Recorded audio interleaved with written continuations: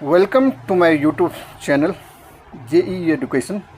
Dear viewers, as you know, math is a subject that requires more concentration than any other subjects.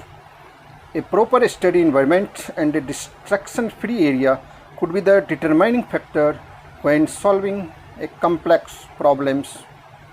Math requires practice and more practices. With these few sentences, I am going to start a new exercise in this video.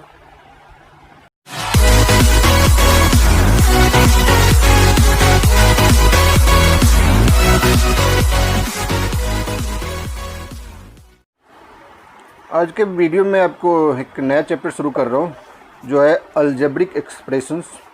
ये है chapter 12। तो इसका जो first question आप अपने screen पे देख पा रहे हो उसमें कह रहा है कि give the algebraic expressions in the following cases using variables, constants and arithmetic operations.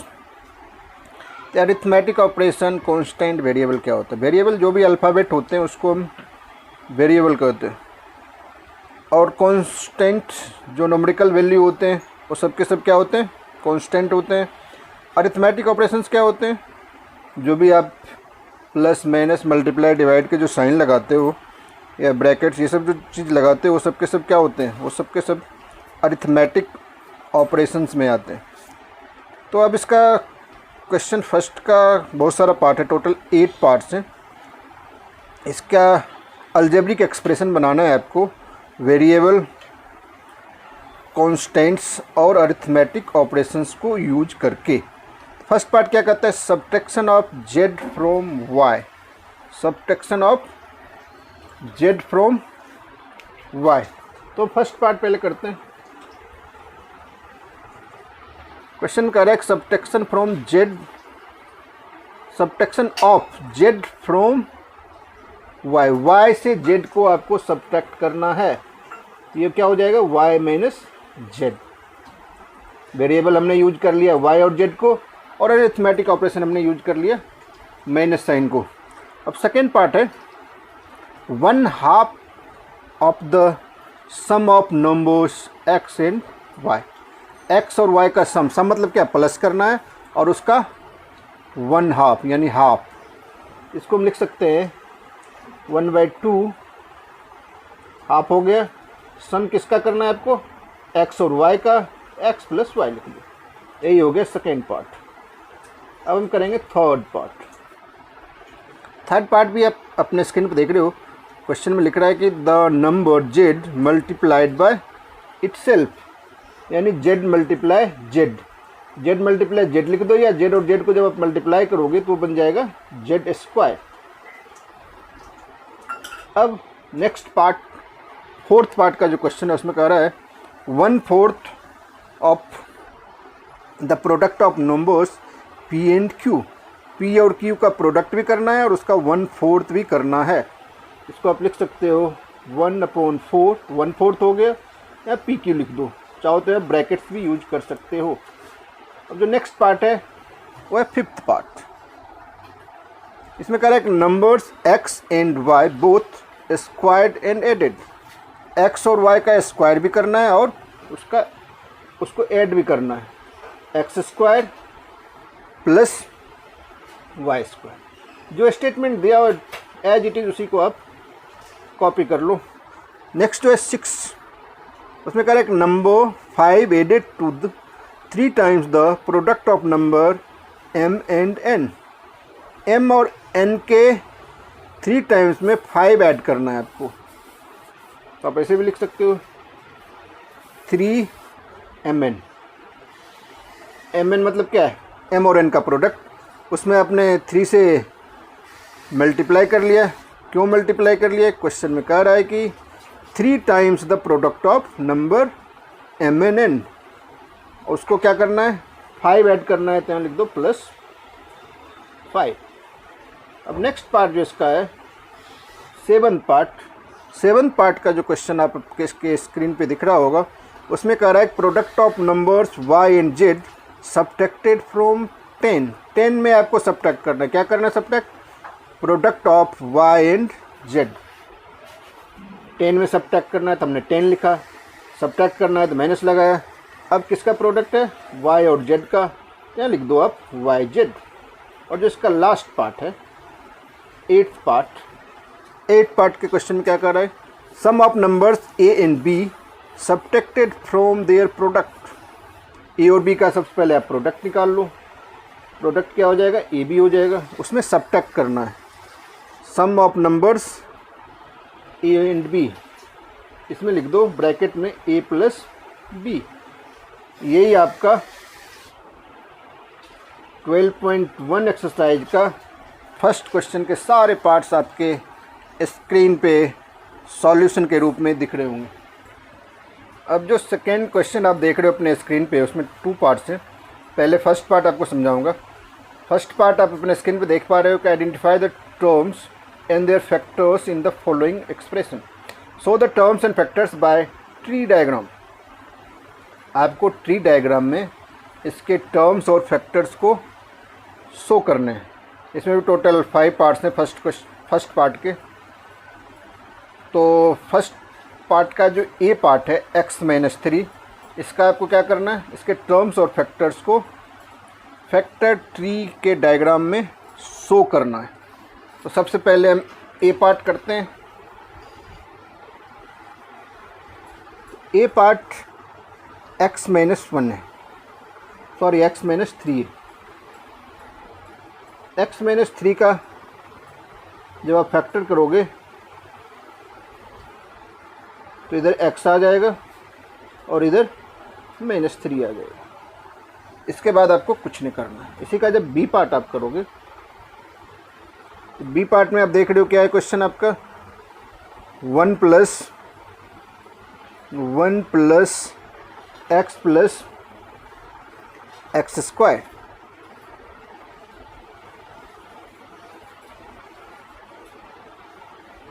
इधर 1 लिख लो आप, इधर x और इधर x²। 1 और x का तो और कोई फैक्टर नहीं हो सकता है, लेकिन x² का फैक्टर हो सकता है। x और x यानी x इंटू एक्स क्या होता है?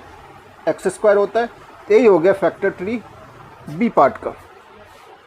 अब जब आप सी पार्ट देखोगे, सी पार्ट का जो आपका क्वेश्चन है वो है y-y3।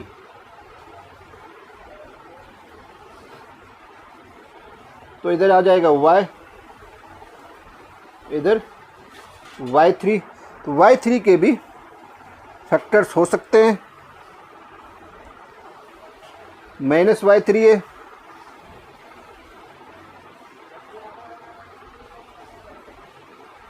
तो इधर चाहो तो आप -1 भी लिख सकते हो, फिर y भी लिख सकते हो। y3 है तो y को 3 बार आप लिख लो। y इंटू y मिलके क्या हो जाएगा? y3। -1 हमने क्यों लिखा? क्योंकि -y3 था। सी पार्ट हो गया। अब जब इसका डी पार्ट देखोगे आप, तो डी पार्ट का जो आपका क्वेश्चन आपके स्क्रीन पे है वो है 5xy² प्लस 7x²y।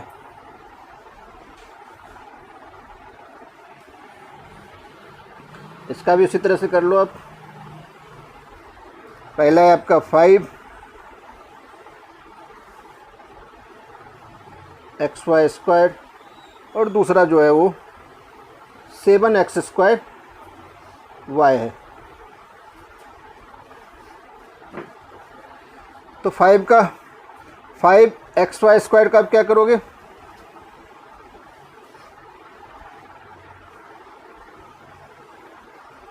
इधर 5 लिखो, फिर x लिखो, फिर y into Y.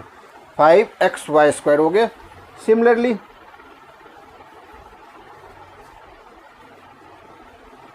Seven x into x² into y, 7x² y। अब जो इसका ई पार्ट है, जो कि फर्स्ट पार्ट का लास्ट पार्ट है, ई पार्ट का क्वेश्चन आप जो अपने स्क्रीन पे देख रहे हो उसमें है -ab प्लस 2b² -3a² इसमें भी आपको वही काम करना है। इधर क्या है, minus A B,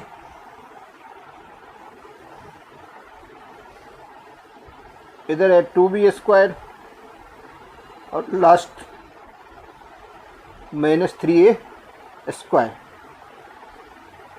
minus A B में क्या करना है आपको, -1 a एंड b, -1 a और b को मल्टीप्लाई करोगे तो क्या आ जाएगा, -ab। सिमिलरली 2b² करोगे तो इधर 2b और b, 2 इंटू बी मिलके हो जाएगा 2b²। और लास्ट जो आपका है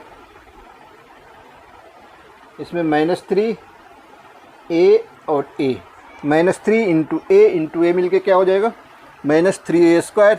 इस तरह से आपका सेकेंड क्वेश्चन का फर्स्ट पार्ट का सारा क्वेश्चंस मैंने सॉल्व कर दिया। थोड़ा सा इसमें आप करेक्शन कर लो, जहाँ YQ है ध्यान से देखोगे तो यहाँ क्वेश्चन में क्या था, y -YQ, तो यहाँ भी हमें माइनस शो करना ज़रूरी है, इसीलिए -YQ हो जाएगा, तभी आके -1 y इंटू y। अब सेकेंड क्वेश्चन का जो सेकेंड पार्ट था, identify terms and factors in the expressions given below, जो कि आप अपने स्क्रीन पे देख पा रहे हो। इसमें आपको टर्म्स और फैक्टर्स को आइडेंटिफाई करना है, पता करके शो करना है। तो इसमें टोटल 8 पार्ट्स हैं। मैं सारे पार्ट्स तो नहीं कराऊंगा, 3-4 पार्ट्स करा के आपको एक्सप्लेन कर देता हूँ, रेस्ट आप अपने आप उसी तरह से कर लेना। तो फर्स्ट पार्ट जो आप देख रहे हो उसका एक्सप्रेशन क्या है, ये पार्ट्स का, -4x + 5। मैंने एक टेबल बना लिया है, तो सबसे पहले एक्सप्रेशन जो क्वेश्चन में है वो मैं लिख लेता हूँ, -4x + 5। इसमें टर्म्स कौन कौन होंगे, इसमें टर्म्स एक हो जाएगा आपका -4x, दूसरा हो जाएगा 5। हमने टर्म्स अलग अलग कर लिया। फैक्टर क्या होगा, -4x का फैक्टर होगा -4 और दूसरा x, 5 का फैक्टर ओनली 5। इस तरह से ए पार्ट को आप इस तरह से टेबल में शो कर सकते हो। इसी का जो बी पार्ट का एक्सप्रेशन है वो है -4x + 5y।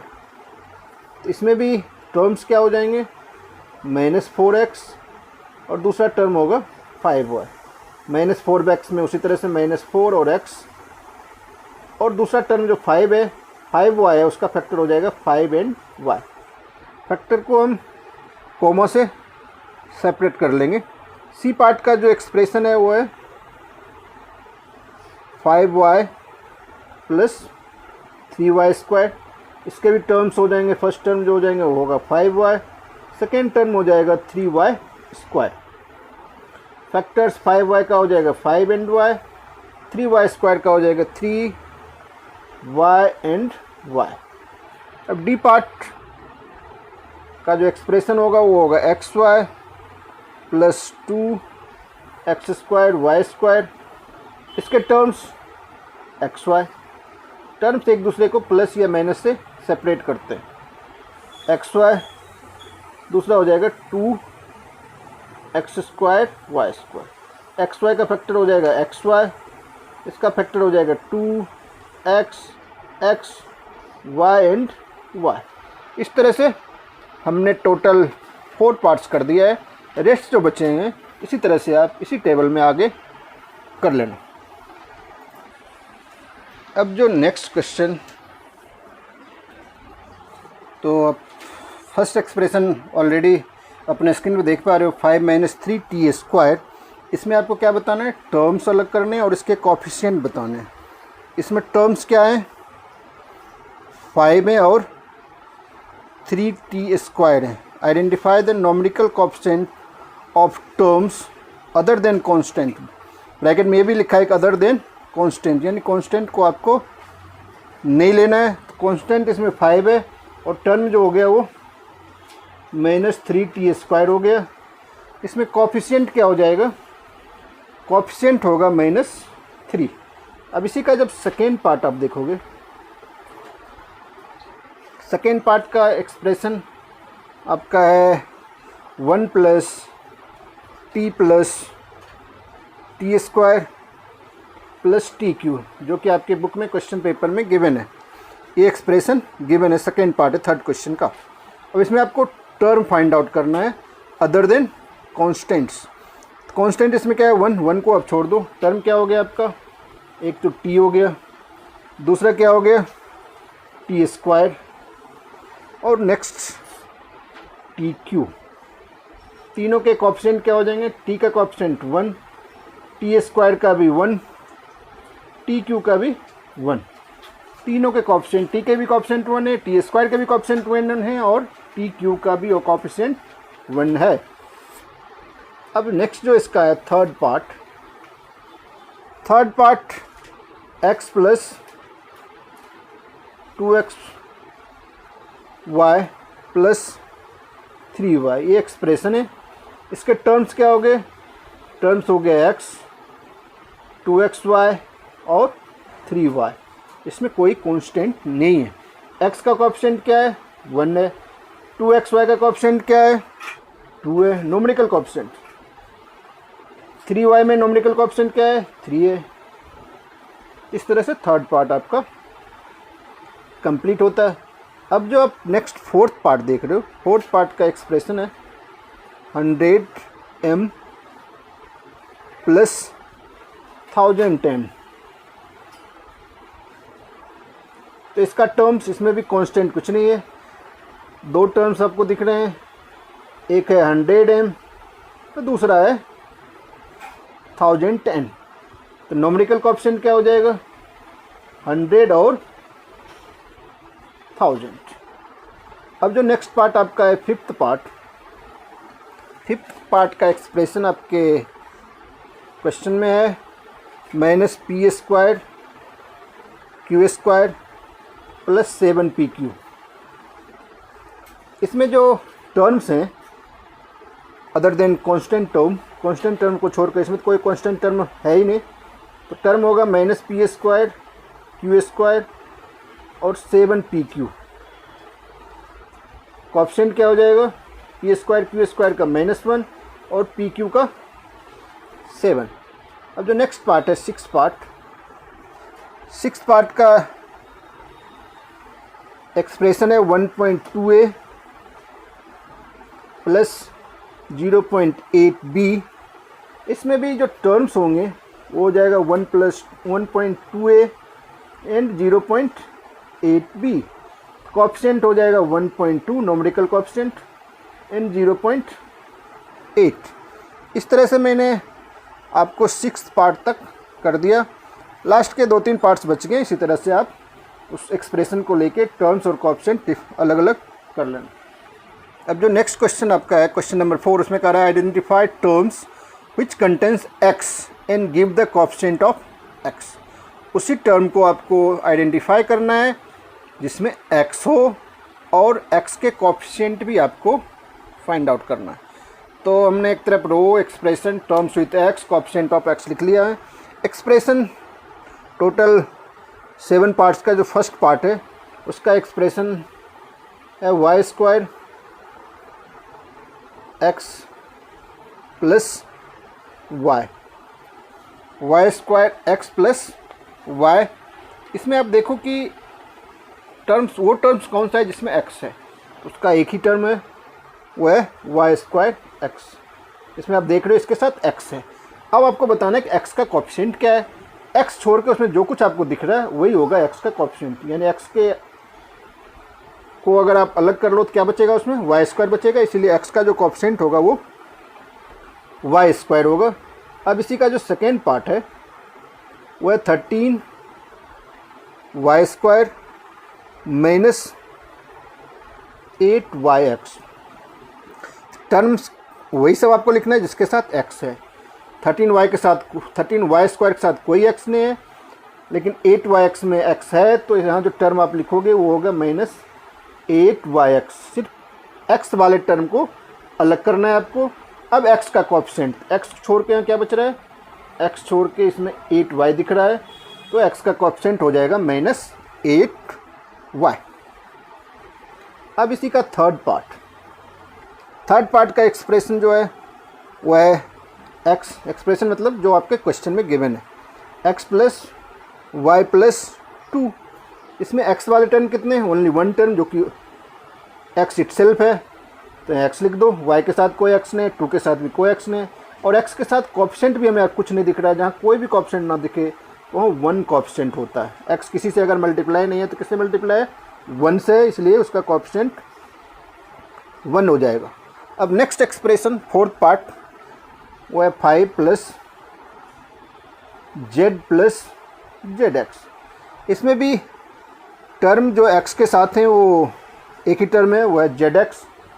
तो वही है आपको लिखना है जो टर्म्स विथ एक्स है, और यह कोएफिशिएंट हो जाएगा, एक्स का कोएफिशिएंट जेड हो जाएगा, क्योंकि एक्स के साथ ओनली जेड। अब नेक्स्ट पार्ट इसका है फिफ्थ पार्ट का जो एक्सप्रेशन है वो है 1 प्लस एक्स वाई। इसमें एक्स के 2 टर्म हैं, एक तो एक्स है और दूसरा है एक्स वाई। एक्स का कोएफिशिएंट आपका 1 हो जाएगा और एक्स वाई का कोएफिशिएंट आपका y हो जाएगा। अब नेक्स्ट पार्ट 6 पार्ट का जो एक्सप्रेशन है वो है 12xy² प्लस 25 के साथ कोई x नहीं है, x वाले ओनली 1 टर्म है, वो है 12xy²। अब इसमें x का कोएफिशिएंट क्या है? x छोड़ के जो भी आपको दिख रहा है, एक तो 12 आपको दिख रहा है, एक y², तो x का जो कोएफिशिएंट होगा वो हो जाएगा 12y²। अब जिसका लास्ट पार्ट 7th पार्ट है वो है 7x प्लस xy²। इसमें दोनों टर्म में x जुड़े हुए हैं, एक टर्म हो जाएगा 7x, दूसरा हो जाएगा xy²। 7x में x का कोएफिशिएंट 7 और xy² में x का कोएफिशिएंट हो जाएगा y²। इस तरह से आपका जो ए पार्ट था क्वेश्चन नंबर 4 का, ए पार्ट के सारे जो डिफरेंट पार्ट्स थे सब मैंने आपको करके समझा दिया। अब जो 4th क्वेश्चन का बी पार्ट है उसमें कह रहा है identified terms which contain y² and give the coefficient of y²। Same A part की तरह ही है, उसमें x के कंटेंट वाले जो टर्म थे उसको आइडेंटिफाई करने के लिए कह रहा था और x का कोएफिशिएंट कह रहा था। इसमें वो टर्म हमें आइडेंटिफाई करना जो y² के साथ है और उसके कोएफिशिएंट भी आपको फाइंड आउट करने y² के कोएफिशिएंट। तो जो इसका फर्स्ट पार्ट है बी पार्ट का, वो जो एक्सप्रेशन आपका है वो है 8 माइनस xy²। 8 माइनस xy² में y² का टर्म कौन सा है? एक ही टर्म है, वो है माइनस xy²। अब y² का कोएफिशिएंट क्या हो जाएगा? तो y² को छोड़ के जो भी आपको दिख रहा है वो लिख दो। y² को अगर अलग कर लेंगे तो क्या बचेगा? वो माइनस x बचेगा, वही है y² का कोएफिशिएंट हो गया। सेकेंड एक्सप्रेशन जो है वो है 5y² प्लस 7x। इसमें y² के जो टर्म है वो भी ओनली 1 टर्म्स हैं, 5y²। 7x जो है वो y² का टर्म नहीं होगा क्योंकि इसमें कहीं भी y² नहीं है, और इसमें y² का जो कोएफिशिएंट होगा वो होगा 5। थर्ड पार्ट का जो क्वेश्चन है वो है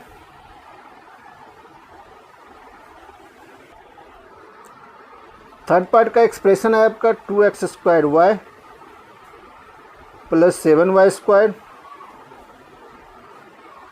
माइनस 15xy²। इसमें आपको y² वाले टर्म पहले फाइंड आउट करने हैं। तो y² वाला टर्म एक तो 7y² है और दूसरा है माइनस 15x²।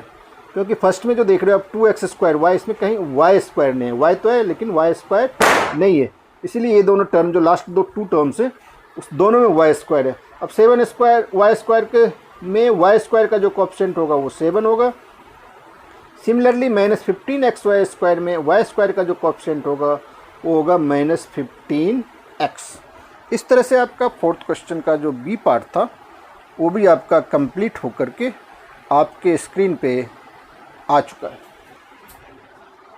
अब जो नेक्स्ट क्वेश्चन अपने स्क्रीन पे देख रहे हो क्वेश्चन नंबर 5, उसमें कह रहा है classify into monomial, binomial and trinomial. Monomials, binomials, trinomials होता क्या है? मोनोमियल्स जिसमें सिंगल टर्म हो यानी ओनली वन टर्म्स हो, और बाइनोमियल जिसमें टू टर्म्स हो, और जो ट्राइनोमियल होते हैं उसमें थ्री टर्म्स होंगे। और ये भी ध्यान रखना कि थ्री टर्म्स जो होंगे सबके सब अनलाइक टर्म्स होंगे, लाइक टर्म्स नहीं होंगे।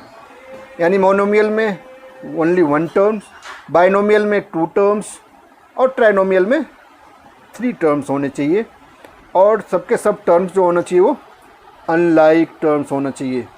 तब इसके कई सारे पार्ट्स हैं, टोटल आई थिंक 12 पार्ट्स हैं जो कि आप अपने स्क्रीन पे देख पा रहे हो। तब इसमें आपको वही बताना है कौन सा बाइनोमियल है, कौन सा ट्राइनोमियल है, कौन सा मोनोमियल है। तो फर्स्ट पार्ट जो आप अपने स्क्रीन पे देख रहे हो, तो फर्स्ट पार्ट का क्या होगा? फर्स्ट पार्ट में 4y माइनस 7z। देख रहे हो इसमें दो टर्म है, एक टर्म 4y, दूसरा टर्म माइनस 7z, तो ये क्या हो जाएगा? बाइनोमियल। तो आप इसमें लिख दो आंसर बाइनोमियल। बाइनोमियल लिख लेना है बस। उसी तरह सेकेंड पार्ट है वाई स्क्वायर। तो यहाँ देख रहे हो ओनली वन टर्म है, इसको हम क्या करेंगे? मोनोमियल लिखेंगे। तो सेकेंड पार्ट आपका मोनोमियल हो गया। अब थर्ड पार्ट में आप ध्यान से देखो, इसमें x plus y minus x y, in total कितने टर्म है? एक टर्म x है, दूसरा टर्म y है, तीसरा term minus x y, in total three terms है। थ्री टर्म्स को क्या कहते हैं? ट्राइनोमियल कहते हैं। तो हम क्या लिखेंगे? ट्राइनोमियल्स। ट्राइनोमियल। तो थर्ड में हमने लिख लिया ट्राइनोमियल। अब फोर्थ पार्ट में आप देख रहे हो ओनली 100 है। 100 मतलब क्या? ओनली वन टर्म यानी मोनोमियल। इसमें हम मोनोमियल लिख लेंगे। अब जो इसका फिफ्थ पार्ट, ये फोर्थ पार्ट था, फिफ्थ पार्ट में A B minus A minus A, यानी कितने टोटल टर्म्स हैं? टोटल थ्री टर्म्स हैं। जो ये आप थ्री टर्म्स देखो तो सीधा आप लिख दो ट्राइनोमियल। अब जो सिक्स्थ पार्ट है, सिक्स्थ पार्ट का क्वेश्चन आपके स्क्रीन पे है 5 माइनस 3t। इसमें कितने टर्म हो गए? टोटल टू टर्म्स हो गए। तो क्या लिखेंगे हम? बाइनोमियल्स। अब जो नेक्स्ट पार्ट है यानी सेवन्थ पार्ट, उसमें क्वेश्चन है 4p square Q minus 4pq square, यानी इसमें भी कितने टर्म है? टू टर्म्स हैं। तो यहाँ पे एज इट इज बाइनोमियल लिख दो। नेक्स्ट जो एट पार्ट है उसका क्वेश्चन है 7mn, यानी only one terms. Only one terms को क्या कहते हैं? मोनोमियल। वन टर्म को मोनोमियल, टू टर्म्स को बाइनोमियल, और थ्री टर्म्स को ट्राइनोमियल्स। अब जो नाइन्थ पार्ट आपके स्क्रीन पे है, Z square minus 3z plus 8, इसमें कितने टर्म हो गए? Total three terms. Three terms का मतलब ट्राइनोमियल।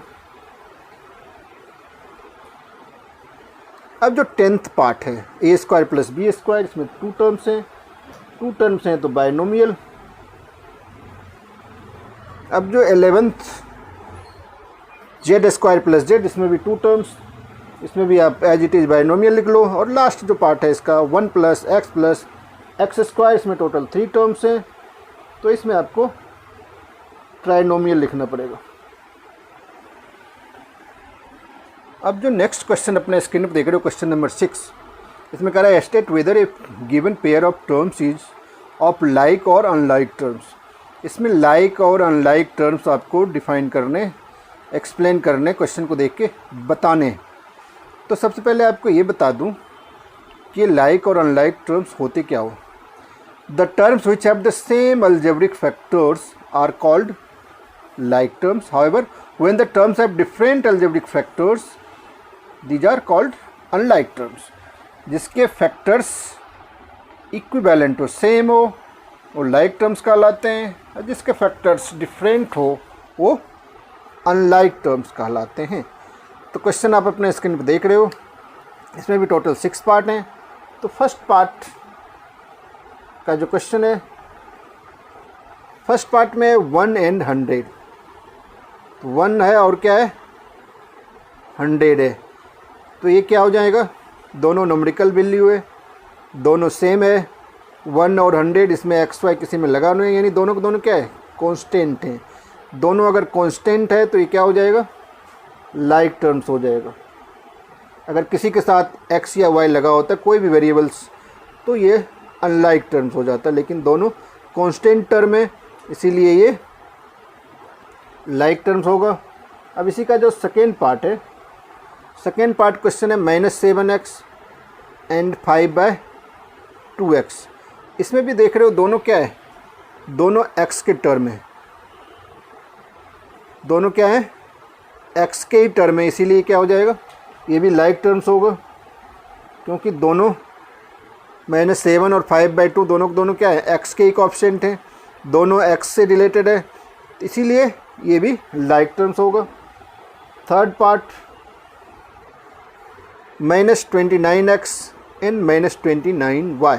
ये आप देख रहे हो -29 तो दोनों में है, लेकिन एक में x है एक में y, दोनों का वेरिएबल क्या है, डिफरेंट है। वेरिएबल से ही तो हमें पता करना है कि वो लाइक है या अनलाइक है। अगर वेरिएबल दोनों के सेम हो तो लाइक होगा, अगर सेम नहीं है तो अनलाइक होगा, यानी थर्ड पार्ट जो आपका होगा वो हो जाएगा अनलाइक।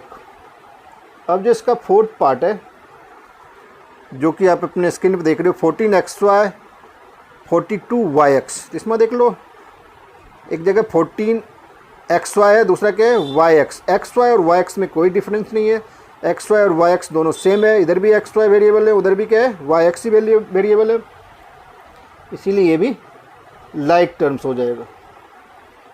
लाइक और अनलाइक में हमें वेरिएबल को ही आइडेंटिफाई करना है कि वो दोनों सेम है या नहीं है। नंबर हमें नहीं देखना है कि नंबर भी सेम होना चाहिए, हमें वेरिएबल देखना है बस। नंबर डिफरेंट हो सकते हैं जो कि कांस्टेंट होते हैं।